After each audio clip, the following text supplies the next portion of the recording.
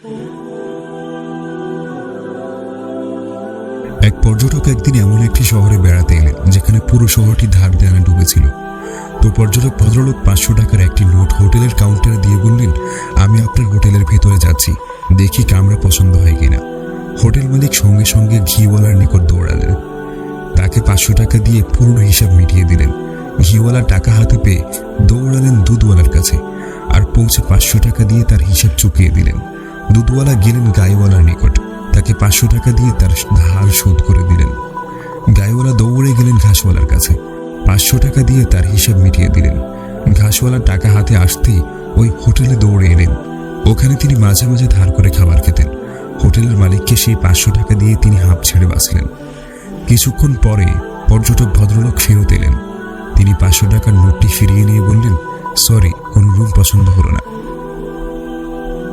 এবার আসুন, না কেউ কিছু নিয়েছে, না কেউ কিছু দিয়েছে, অথচ সবারই হিসেব চুকে গেল। গোলমালটা কোথায়? আসলে কোথাও কোনো গোলমাল নেই। সবারই ভুল ধারণা হলো টাকা আমার, কিন্তু বাস্তবতা হচ্ছে পৃথিবীতে খালি হাতে এসেছেন, খালি হাতে ফিরে যেতে হবে। অর্থ সম্পদ টাকা করি কিছুই কারণ নয়।